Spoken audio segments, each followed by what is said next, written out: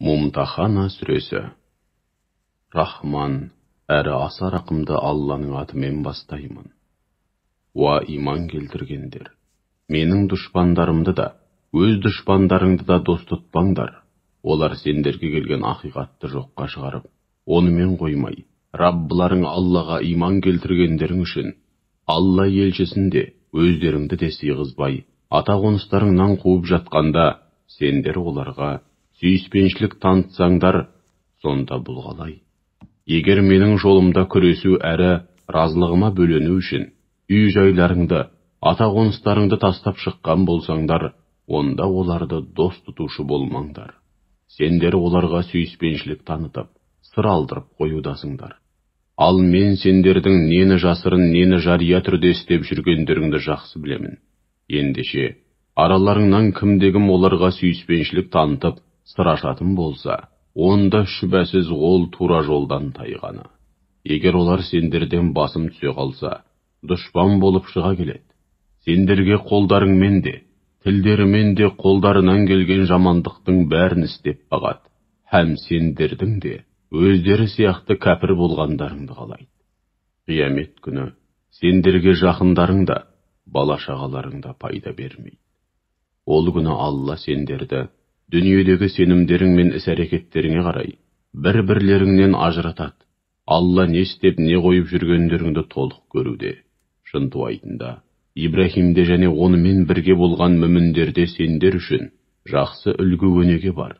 Олар өздерінің күпірлікте табандаған қауымына, біз сендерден де, Алладан өзге табынып жүргендеріңнен де аулақпыз. Біз сендерді де, сенімдеріңді де қабылдамаймыз. Бір Аллаға ғана иман келтіргендеріңе дейін арамызда мәңгілікке бітіспес дұшпандық пен айықпас өшпенділіктің орнағаны анық деген еді. Дегенмен Ибрахимнің әкесіне айтқаны, сіз үшін Раббымнан кешірім тілеймін. Алайда Алланың қалауына қарсы, сіз үшін еш нәрсе істей алмаймын деген сөзінің жөні бөлек. Ибрахим және маңайындағы мүміндер, уа Раббымыз, бір өзіңе ғана тәуекел етіп арқа сүйедік. Жан тәнімізбен бір өзіңе бет бұрдық һәм түбінде өзіңе қайтамыз. Уа Раббымыз, бізді күпірлік қылғандармен сынай көрме. Яғни кәпірлерді бізден үстем қылып, бізді олардың қас-қабағына қаратып, қиын жағдайға душар ете көрме. Бізді кешіре көр. Күмәнсіз сен азизсің, бәрінен үстем әрі ұлысың. Хакимсің. Әрісің мен әрбір үкімің хикметтерге толы болған асқан даналық иесісің деп дұға еткен еді. Шүбәсіз, оларда сендер үшін, Аллаға және ақирет күніне қауышуды қалайтындар үшін жақсы үлгі-өнеге бар. Ал кім-де-кім одан сырт айналып, кері кетсе біліп қойсын. Алла ғани, ешкімге һәм еш нәрсеге мұқтаж болмаған әсте ортаймайтын байлық иесі.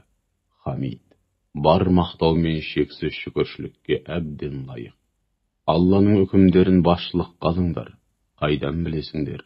Бәлкім Алла сендер мен жауласқан дұшпандарыңның арасында өзара сүйіспеншілік, достық орнатар. Өйткені Алланың барлық нәрсеге құдіреті жетеді.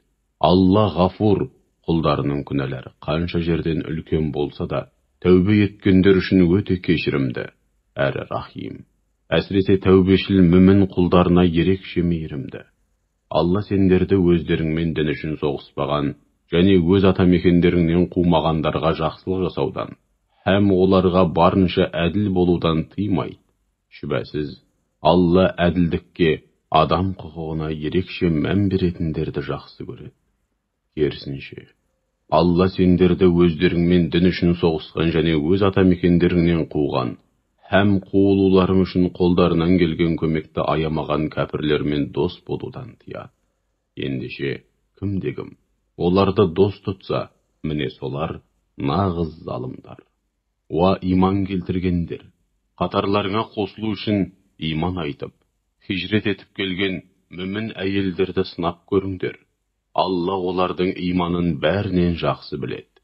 Егер сынап көргеннен кейін, олардың шынымен мүмін екендігіне анық көз жеткізсеңдер, онда оларды кәпірлерге кері қайтармаңдар.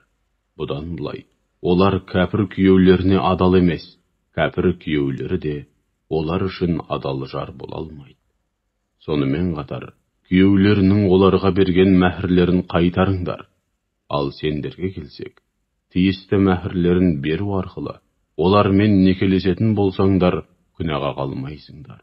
Сондай-ақ, кітап иелеріне жатпайтын кәпір мүшрик әйелдерді некелеріңде ұстамаңдар. Талақ қылған кәпір әйелдеріңе берген мәһрлеріңді қайтарып алыңдар.